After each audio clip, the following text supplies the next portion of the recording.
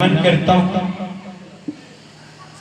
और साथ ही साथ जो भारतीयों का जान है, प्राण है और शान है और सभी भारतीयों का रक्षक है, भारत के राष्ट्रीय ग्रंथ भारतीय संविधान को नमन करता हूं।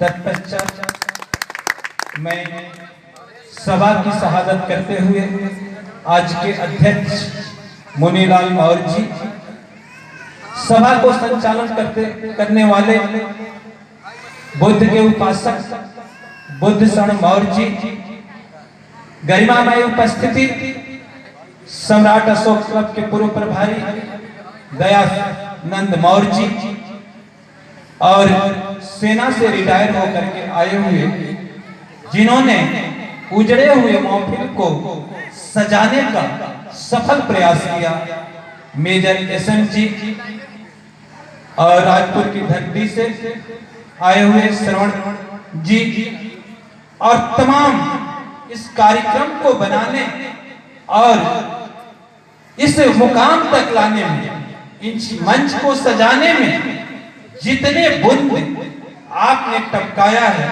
सभी लोगों को मैं सत सत बार नमन करता हूं कि आप लोगों का जो अथक प्रयास है आज इस मुकाम तक, इस मंच को तैयार है। इस मंच को तैयार करने में जितनी एनर्जी लगती है उससे कम यहां से भाषण देने में एनर्जी लगती है।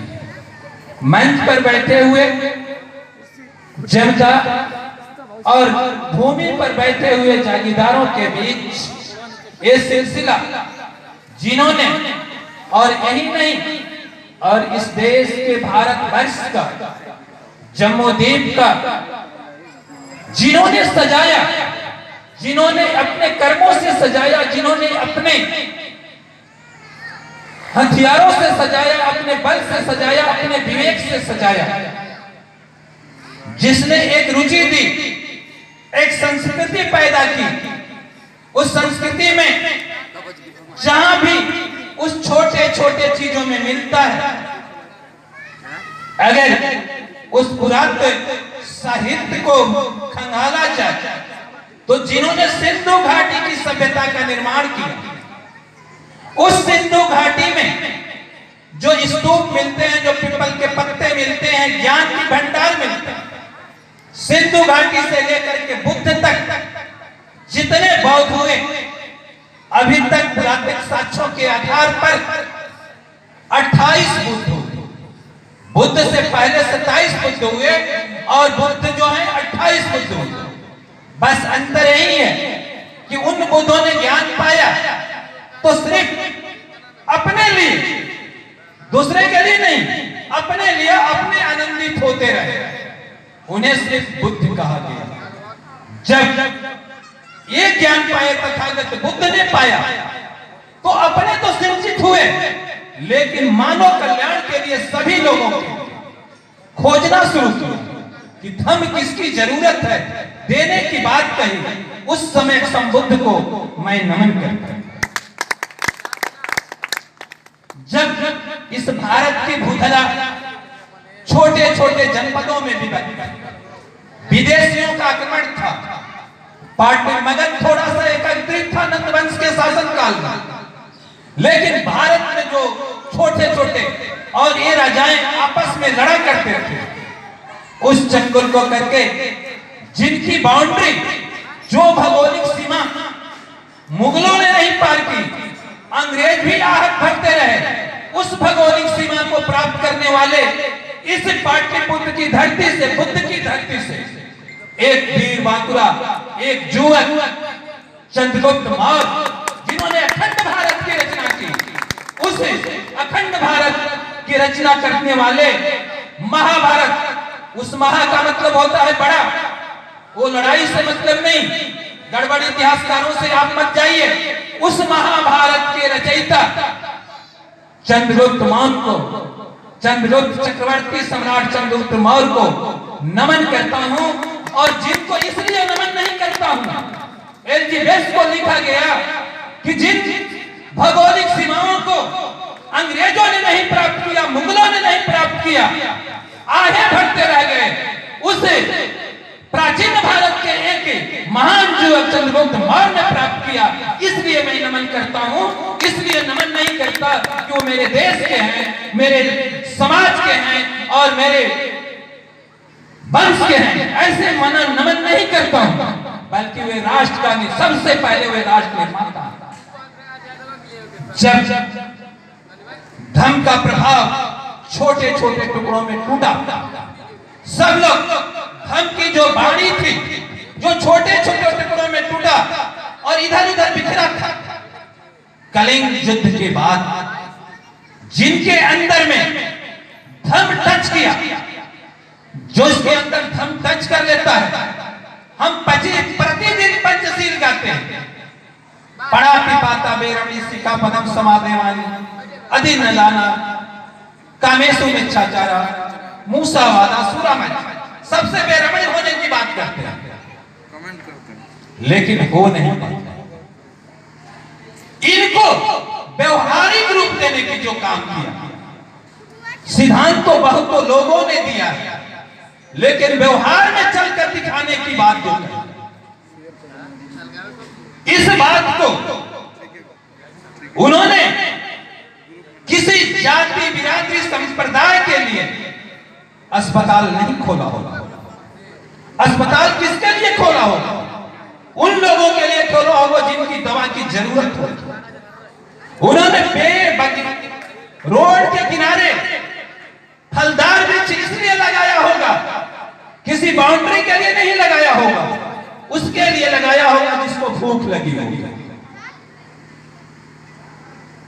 रोड के किनारे, सड़क के किनारे, राजमार्गों के किनारे जलाशय इसलिए बनाया होगा कि किसी न किसी को प्यास लगी होगी। यही नहीं, पशुओं के लिए जलाशय अलग और मानव के लिए जलाशय अलग। मानवता का व्यवहारिक पाठ इस इतिहास में देने की जो बात कही, वैसे चक्रवर्ती धम्मजुग जिन्होंने राजा होकर अरहत बने, अरहत बनने का मतलब क्या? तृष्णा से मुक्ति हुई। तृष्णा का मुक्ति ये भी अलग विषय है।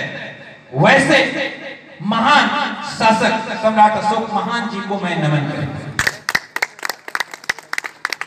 जब यह धरती बीच के झंझारों से धन खो जा रहा था, एक बात बता देते, इस धरती में दो ही संस्कृति हुए पूरे विश्व में। एक संस्कृति जो है श्रमण संस्कृति, उसका बिगड़ा हुआ रूप श्रमण संस्कृति कहते हैं, और दूसरी संस्कृति ब्राह्मण संस्कृति, जिसका बिगड़ा हुआ रूप ब्राह्मण संस्कृति कहते हैं। एक संस्कृति, श्रमण का मतलब ही होता है पाली भाषा, श्रमण नहीं समन, समन का मतलब है समतावादी संस्कृति। समतावादी संस्कृति के जब रुठ लग रहा था, यहां नहीं था, तो जानते हैं कौन लोग खोज रहे थे उस समय? चाइना के लोग खोज रहे,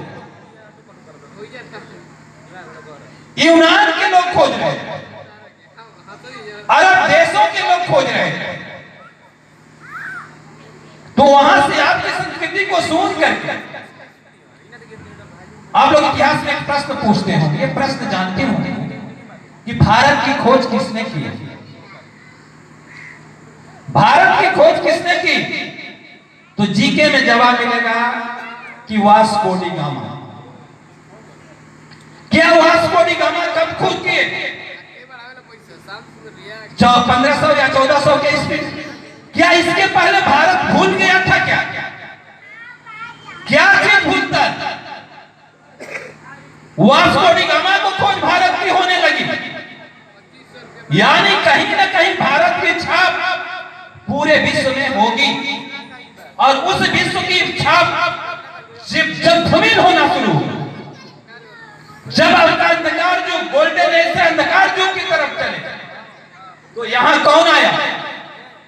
पहला चीनी यात्री फैयान आते हैं, और फैयान जो वर्णन करते हैं, जो वर्णन कर रहे हैं, वो कह रहे हैं कि यहाँ के लोग इतने धर्म से व्यापक हैं और इतने पंचशील निहित हैं कि कहीं भी किसी को छोड़ दो, यहाँ कोई उठाने वाला नहीं है। उन्होंने एक लाइन भी कहा कि उस समय भारत में ताले का विस्तार ही नहीं था, ताला का शब्द ही नहीं था। ताला क्यों लगता है?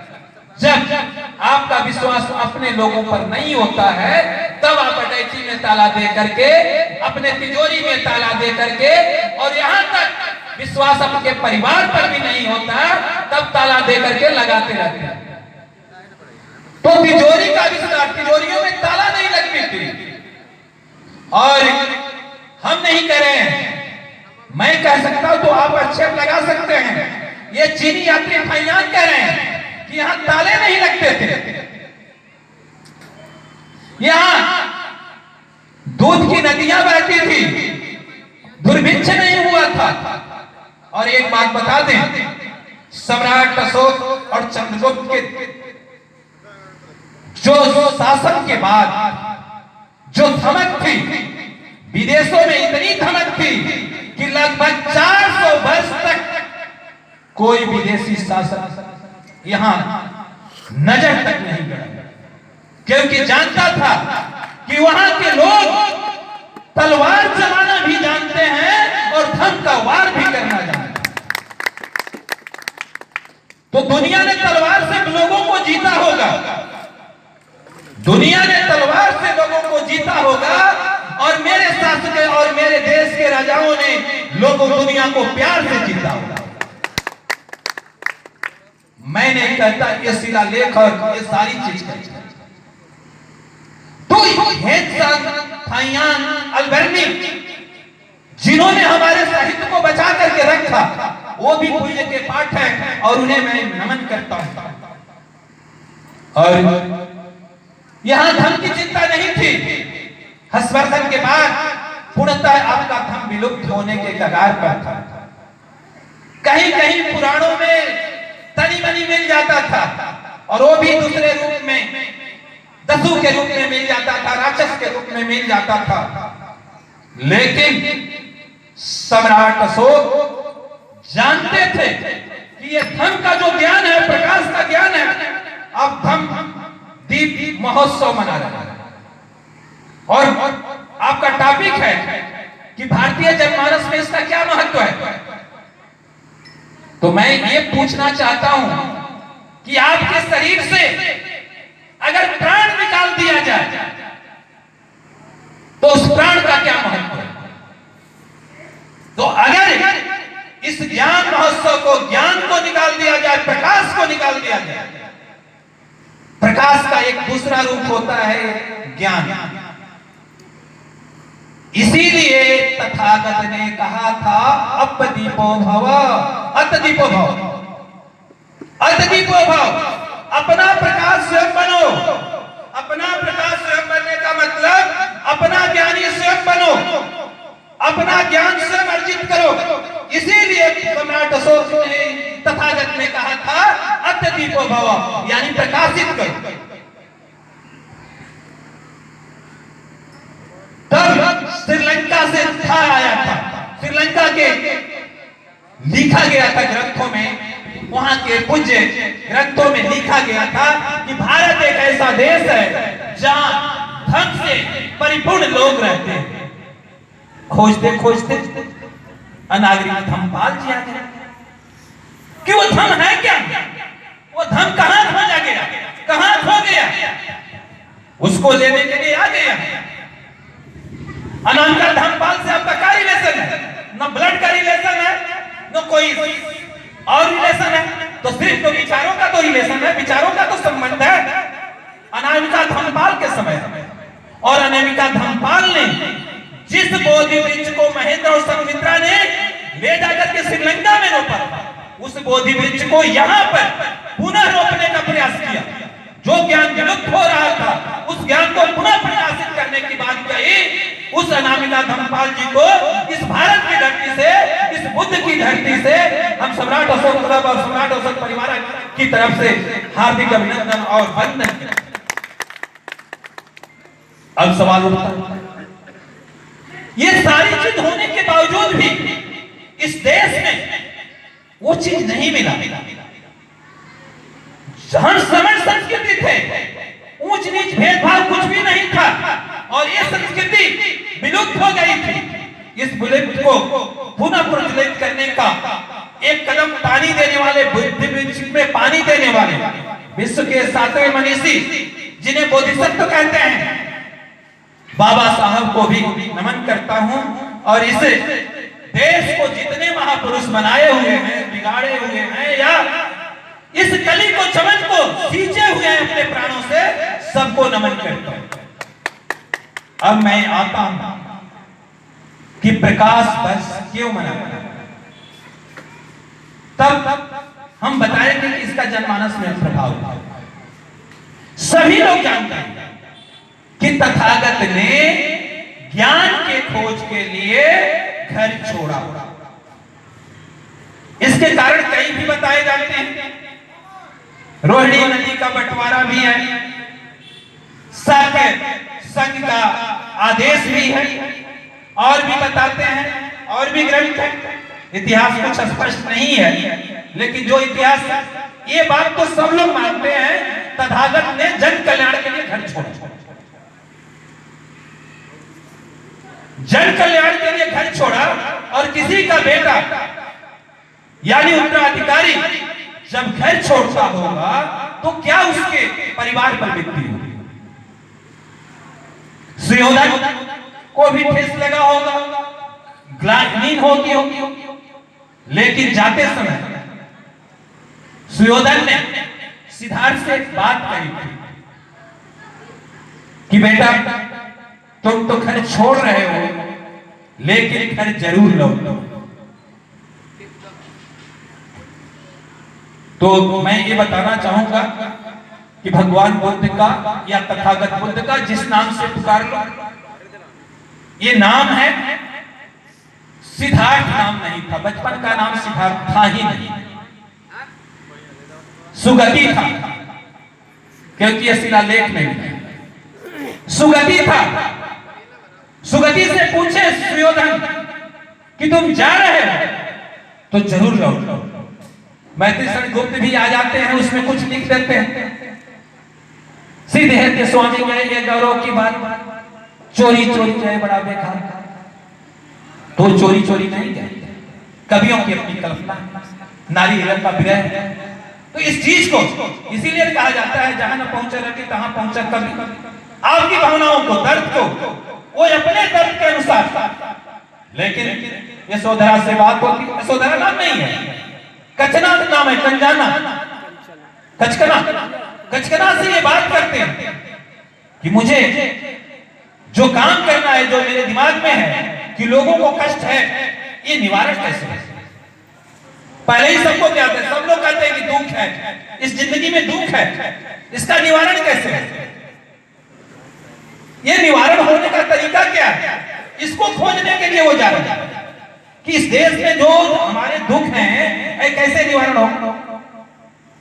तथागत ने कभी किसी भगवान की खोज में नहीं गए, किसी मोक्ष की खोज में नहीं गए, निवारण की खोज में नहीं गए। वो तो जन कल्याण के दुख क्यों होता है इसके खोज में चले गए। तमाम गुरुओं के निकलते गए, 3-4 वर्ष भटकते रहे, चले आए उर्वेला नदी के तट पर, तपस्या की।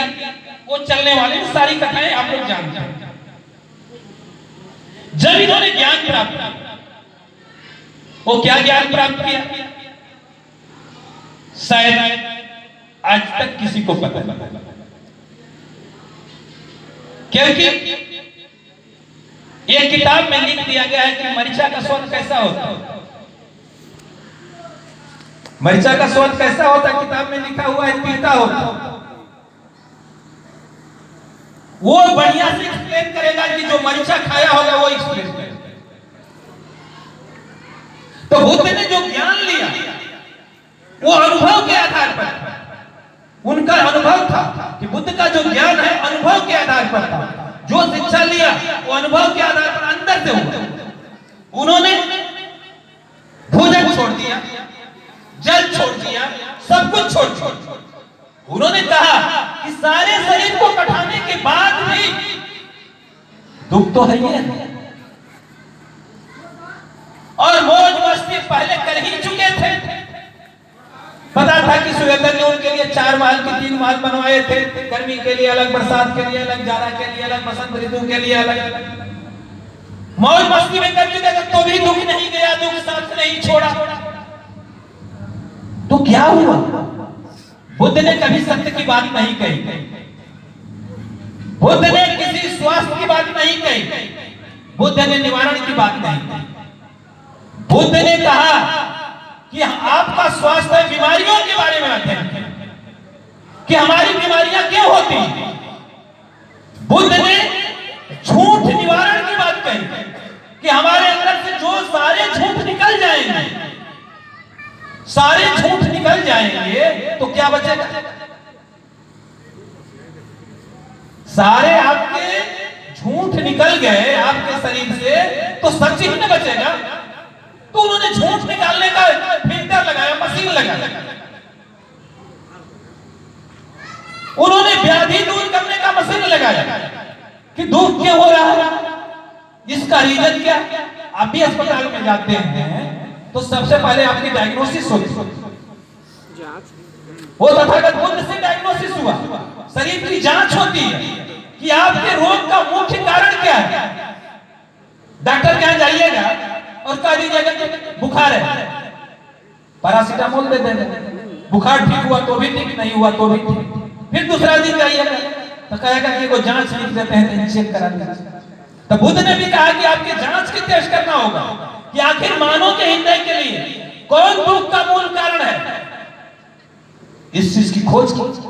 तो उन्होंने कहा सारे दुख का कारण मन है। उन्होंने खोज किया कि सारे दुख का कारण मन है, और मन के चीज से जो बंधे होते हैं, मन इस तरह है, अगर दुखी मन से सब काम करते हो तो दुख तुम्हारे पीछे पीछे आता है, जैसे बैल के पीछे गाड़ी चली जाती है। और सुखी मन से जब काम करते हो तो तुम्हारे साथ सुख आता है, जैसे कि किसी सुगंधी के साथ उसकी छाया पीछे पीछे चली जाती है। तो सारे दुख का कारण और सारे सुख का कारण सिर्फ मन है। और मन क्यों भटकता है? मन क्यों भटकता है, पहले ये जानना होगा कि मन भटका क्यों, हमारे मन क्यों भटक गए, हम क्यों भटके। आपसे कोई ज्यादा नहीं जानता। जैसे यहां कैमरा लगा हुआ, यहां अच्छी कार गुजर रही है, अच्छा सा अच्छा कार गुजर रही है, कैमरा को कोई फर्क नहीं पड़ता। लेकिन आप उस रोड पर खड़े हैं, आपके भी 2-2 सेंसर लगे हुए हैं, 2-2 कैमरा लगे हुए हैं, कार गुजर रही है, क्रेटा गुजर रही है, ब्रेजा गुजर रही है, नोवा गुजर रही है, कोई कार गुजर रही है। अगर कोई कार आपके दिल में समा जाए तो उसके लिए काम करना शुरू करें। कार्य को ग्रहण करने की आपके अंदर तृष्णा समा गई तो उसके लिए आप प्रयत्न करेंगे, और प्रयत्न में जो आपका रूमधान करेगा तो आप कोई अवरोधित करेगा तो उसको जवाब देंगे। हो सकता है ज्यादा अवरोध करे तो उसकी हत्या कर देंगे, कार को छीनने के लिए चोरी करेंगे, क्योंकि आपके अंदर वो तृष्णा चली गई और उस तृष्णा को पूरा करना है। आप बेचैन हो गए, कार को खोजने के लिए आपने क्या हुआ, बेचैन हो गए, लेकिन कार मिला नहीं। और जब मिल भी गया तो दुख का अंत हो जाना चाहिए, लेकिन आपने इतना उद्यम कर दिया, अगर कार खरीद भी लिए तो भी आप चैन से नहीं रहे। क्योंकि आपकी आदत बन गई बेचैन होने की, धन कमाने की, तृष्णा की। अब दूसरा कार चाहिए, कार के बाद हेलीकॉप्टर चाहिए, ये तृष्णा आपके अंदर ही आराम से बैठता है। ये कार की तृष्णा क्या तथागत के जमाने में तृष्णा नहीं होती थी? होती थी, बैलगाड़ी पर तृष्णा होती, और भी तृष्णा होती।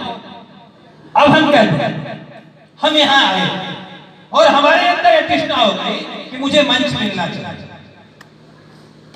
प्रसिद्धिवत मुझे मंच नहीं मिला, तो मेरे अंदर तृष्णा होगी। मन में आपके प्रति क्या क्या विचार आया कि हमको बुला करके लोग मंच नहीं दिया, मेरा समय बर्बाद हुआ, ये रोना गाना शुरू कर दिया, ये तृष्णा होगा। तो इससे बड़ा होगा तथागत ने इसी चीज को खोजा, और यही तृष्णा जो है आपके दुख का मूल कारण है। यही तृष्णा जो है दुख के मूल कारण है, और इसी तृष्णा के आधार पर हम बेचैन हो गए।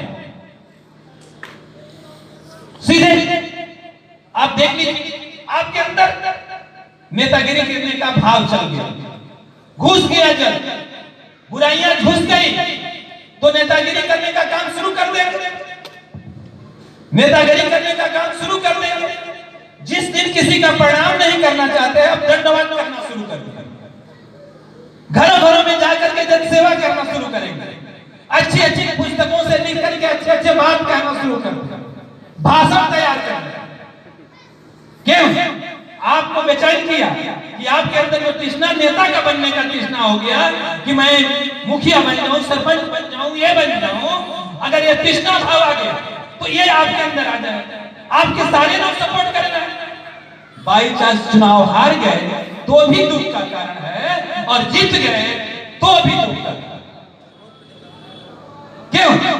क्योंकि जब जीत गए तो मुखिया के बाद आप विधायक बनने का सोच, हार गए तो पुनः मुखिया बनने का सोचेंगे, धन कमाएंगे, कुकर्म करेंगे, घर घर शराब बंटवाएंगे, जाति पाति धर्म संप्रदाय का नारा लगाएंगे। तो आपका दुख, आपका जो कला जनमानस में पहुंचा। अगर आप सुवृत्ति आ गए तो जनमानस को टटोल दिया, ये दुख का कारण।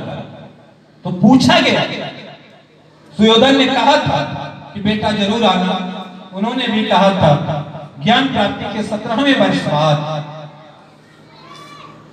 ये कुशीनारा से लौट रहे थे, वैशाली होते, तो राजा सुयोधन का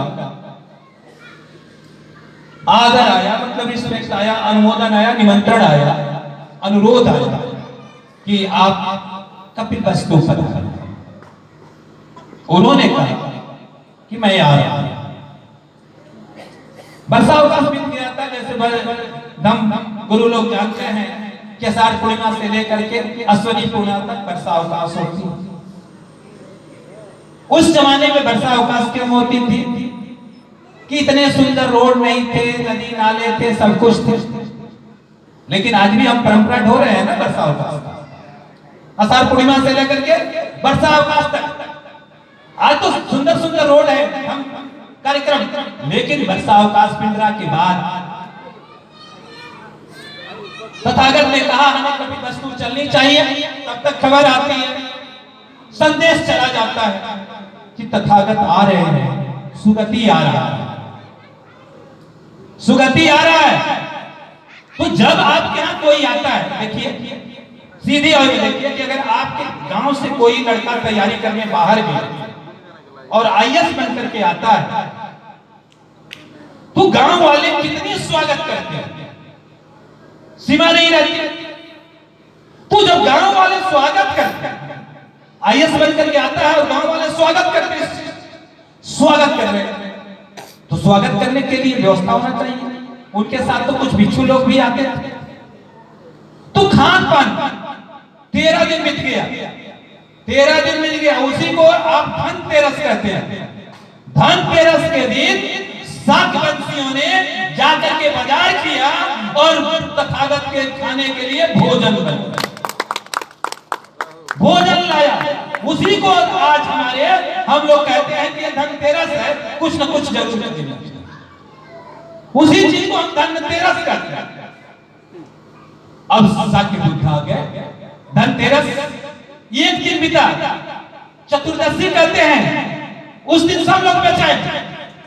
तो दीपावली से पहले आप जम की दियरी निकालते हैं, दीपावली से पहले जम की दियरी निकालते हैं और जगह जगह लाइट लगाते हैं कि कहीं नतीजे में मत आ जाए, कोई रास्ते में ना आ जाए। तो जम की दियरी निकालते हैं, कल कार्यक्रम है, चालू से देख रेख करके जगह जगह होगा। तो आप जम की दियरी निकाल देते हैं। जम का मतलब होता है ज्ञान की दियरी। फिर जम हो गया, फिर इसके बाद क्या हुआ? एक प्रकाश महोत्सव के दिन, ज्योति पर्व के दिन, दीपदान महोत्सव, तथागत ने किस लिए आया था?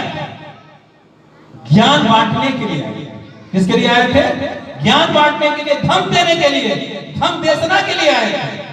अगर घर में डॉक्टर को बुलाइएगा तो क्यों आएगा? बीमारी दूर करने के लिए। पुलिस को बुलाइएगा तो आपके घर चोरी हुई है या कोई पंचशील से अनैतिक कार्य हुआ, इसीलिए नहीं इसको बुलाइएगा। इस चीज को आप बुलाइएगा तो फिर आ जाते हैं घर। उस दिन जब आते हैं तो बड़ी बड़ी बढ़िया बढ़िया मिष्ठान बनता है। और उस समय जो यहाँ जो अश्वनी के बाद आपके यहाँ एक छोटा सा धान होता था, कुआरी नाम सुने हो, वो पहले ही हो जाता था। तो नया चावल का खीर और बना करके, मिठाई उठाई बांट करके, उस दिन पूरे दिन कोई आ जाता है तो आप बातचीत करते हैं, सभी लोग मिलकर के बातचीत करते हैं, गले मिलते हैं और सब लोग कुछ ला जा करके मिलजुल करके खाते हैं। और आप भी दीप उत्सव के दिन मिठाई बांटते हैं। वही परंपरा लगी है कि आज भी आप दीप उत्सव के दिन मिठाई बांटते। अब सवाल उठता है, वैद्य आएगा तो वैद्य का काम करेगा, ज्ञानी आएगा तो ज्ञानी का काम करेगा, और जब बुद्ध आएंगे तो धम्म की बात करेंगे। धम्म देशना शुरू हो गया। और जानते हैं धम्म देशना 6 दिन तक, 6 दिन तक हुआ है। और 6 दिन में 2 दिन में जो लोगों के अंदर भय था वो दूर कर दिए 2 दिन के अंदर। तो दीपावली के 2 दिन बाद क्या आता है? भयदशी। भयदशी, उसी को बिगड़ा हुआ रूप भैया दूजा कहा जाता है। उसी को भय दूर हो गया, जो भय था नैतिक असील का वो दूर हो गया। भयदशी यानी धम्म में लिप्त हो गया साक्षी कपिल वस्तु के लोग, उसी को भयदशी कहते हैं। और भय दूर हो गया, उसी को भैया दूजा। धीरे धीरे देशना हो गया। पहले तो ऐसे जीते थे, लेकिन अब तो सील के अनुसार एक टाइम खाना है, सुनना है, 22-23 घंटा रहने, सभी माताएं पहले सुन रही। तो बीच में सुने होंगे छठ के बीच में लौका भात होता है, तो खाने के लिए थोड़ा थोड़ा भोजन, व्रत का काम शुरू हो जाता है। छठ का यहीं से शुरू हो जाता है भैया पूजन। तो लौका भात बना, सभी लोग पिंड बांध करके खाए। इसके बाद खरना का भी आता है। खरना खरना समझ रहे हैं ना? खीर होती थी, खीर बनती है, नया चावल, नया मूंग वगैरह दाल का सब खीर बनता है। खरना का समय आया और धीरे धीरे धम्म की बात चलनी गई। 4 दिन, 5 दिन, 6 दिन, और 5वीं और 6वीं के दिन धम्म के उस चरम शिखा पर पहुंचे। और उसी दिन धम्म का असली नेतृत्व हुआ। और इसीलिए कहा जाता है कि 6 दिन तक विपासना करोगे, 6 दिन तक साधना करोगे तो तुझे छठी का दूध आ जाएगा।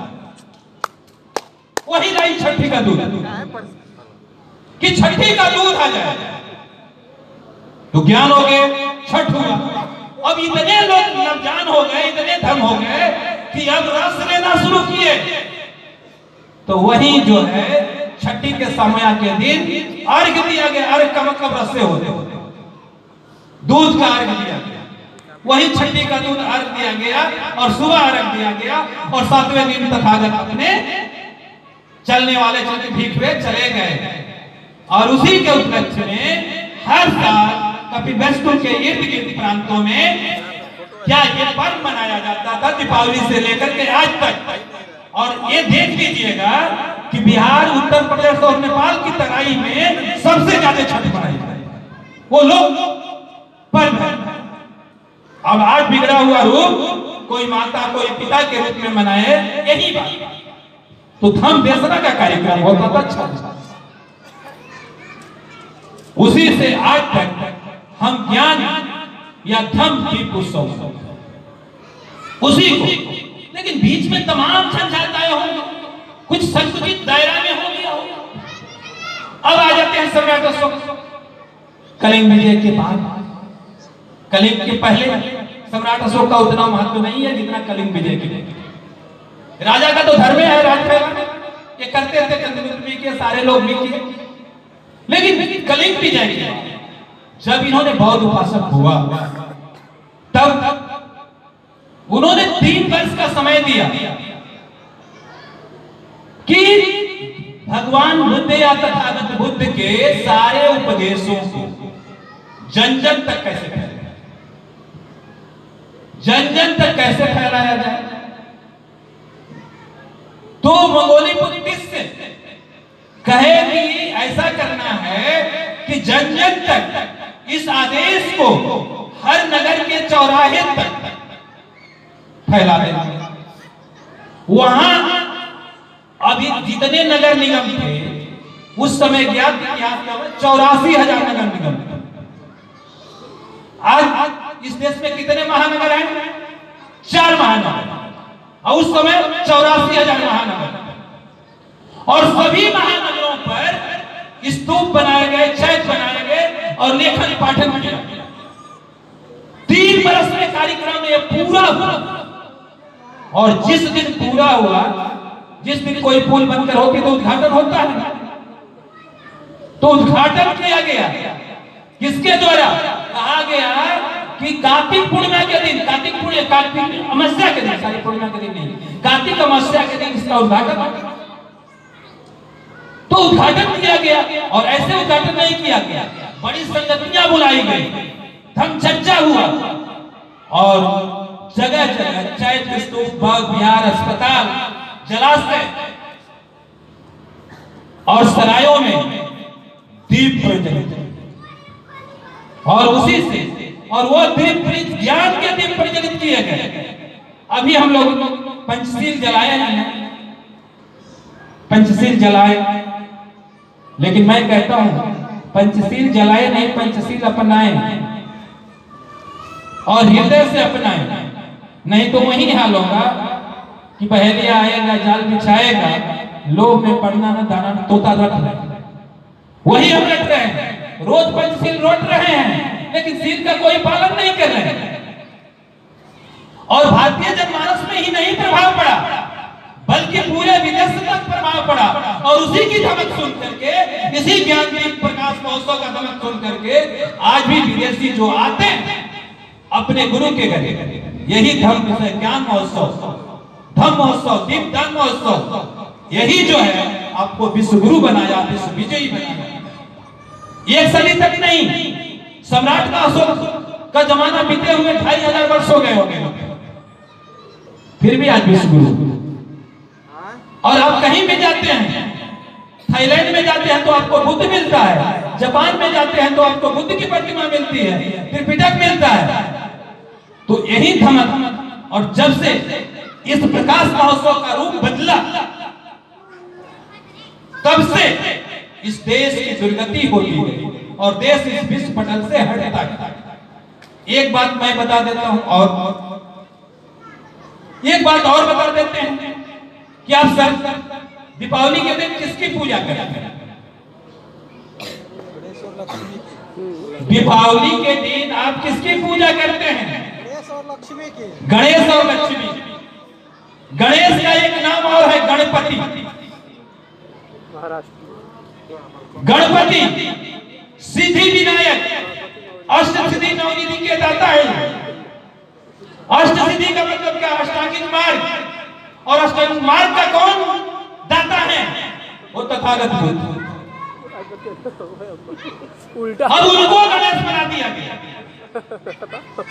उनको गणेश बना दिया गया, क्योंकि उनके जन्म से हाथी का कोई संपर्क है। जब धम के शिलालेखों पर हाथी है, बरहुत के शिलालेख और सांची के स्तूप पर देखिए तो एक तस्वीर बनी हुई है जिसको 2 हाथियां ऐसे पसारी हुई हैं, गज लक्ष्मी, और वही महामाया को गज लक्ष्मी बने। तो बेटा और माता का पूजा होता है, लक्ष्मी यानी महामाया का पूजा होता है। हाथी एक बार स्नान कर रही है गर्भाधान का, और एक उतर रही है। ये तस्वीर हमारे शिलालेखों में मिलती है। सांची और भरूच के स्तूप में मिलता है। तो उसी माया माया की पूजा करते हैं और गणपति के नाम पर गणपति बप्पा मौर्य यानी समझिए रहे हैं ये तथागत बुद्ध की आप पूजा करते हैं और बिगड़े हुए रूप हैं जो इस संस्कृति को भ्रष्ट करते हैं। देखिए सबसे पहले ये देख लीजिए आपको मंदिरों में जाने की इजाजत क्यों नहीं थी? क्योंकि जितने बौद्धिस्ट मंदिर थे, जितने बौद्ध विहार थे, बिगड़े हुए सब सनातन मंदिर, बिगड़े हुए सब सनातन मंदिर बन गए। बालाजी का देख लीजिए या कहीं भी देख लीजिए, ये आपका है। और जो बड़े बड़े लाट थे सम्राट अशोक का, वो लिंग बना दिया गया और पूजिए, क्योंकि हमारी जनमानस में हम लाट की पूजा करते थे, आदेशों की पूजा करते थे, आदेशों के बारे में, लेकिन हमको तो करना ही है। अगर बीड़ी छूटेगा तो सिगरेट चाहिए, सिगरेट जो है तो फूकी भी तो चाहिए। हमारी तो आदत पड़ी है पूजा के लिए। बुद्ध ने कहा था कि जो आदत लग गई है उसे जल्दी छूटती नहीं है।